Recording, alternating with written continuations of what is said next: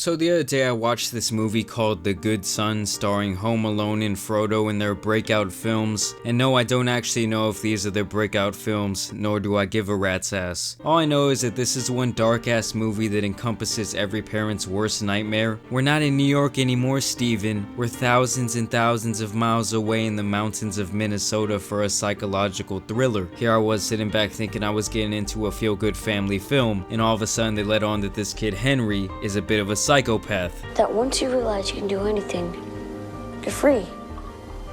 You could fly. Nobody can touch you. So basically this kid is like the 10-year-old American Psycho. In general, this evil little bastard just wants to do as many bad things and cause as much destruction and damage as possible. Usually trying to hurt as many people as he can in the process. Like when he makes a fake body in his garage, tosses it off the highway, and causes the biggest crash scene pileup of cars in history.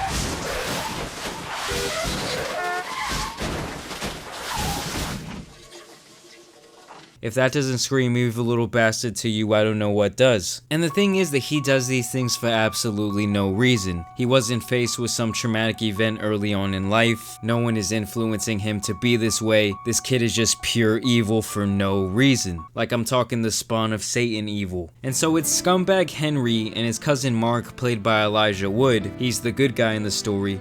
Now we line up kitty cat. Don't hit her.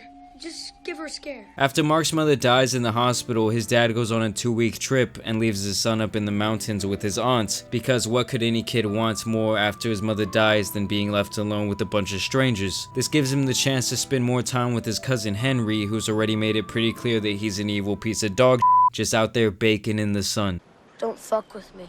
I do gotta say that McCauley did do a pretty good job in this movie, but I can't help but feel that there's absolutely nothing scary about a person this age when you're not another child. And the fact that he overpowers several people in the movie that are much bigger than him is laughable. The kid already has a punchable face, and by the end of the movie, I think that most of the audience can agree that it'd be a good idea for the little fucker to go play in traffic. Whether he's killing a stray dog with a homemade crossbow,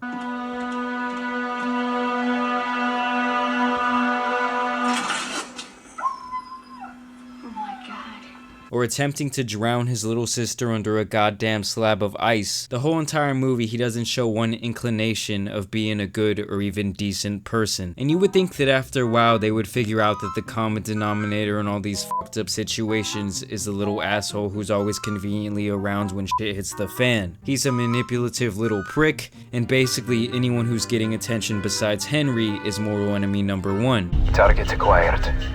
This is why he had to drown his little brother and then make it look like an accident, something revealed later on in the film. And so Henry ends up getting jealous that Mark is turning to his mom to be a motherly figure in his life. This is when Henry decides that it's time to completely ruin this kid. He's out to convince everyone that Mark is actually the one who's crazy, and frames him into looking like he's doing some very strange shit. Your mom's maggot food.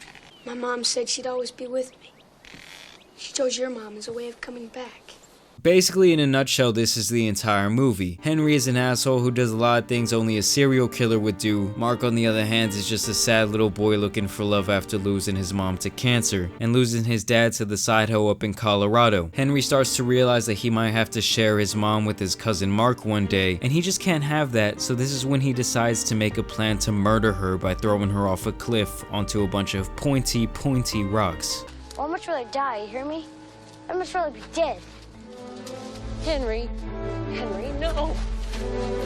So she chases him out to a cliff where he attempts to execute said plan to kill his own mother. This is when Mark shows up just in the nick of time to save his aunt. The two child stars roll around in the dirt for a while, and then in the scene that you all saw coming at home, at least I know I did, the two boys are both hanging off the cliff, and the mom/aunt has to choose who to save from death. Mom! Henry! Mom, I love you! Mom, I need your other hand! Of course she chooses Mark, you know, the one who didn't try to kill her. This kid actually saved her life, while Cockhead on the other end wanted everyone dead. And that's really just the end of the movie. He falls off, he hits the pointy rocks, and he dies. Roll credits. Don't you just love a happy ending? Did these parents never hear of a good ass whooping?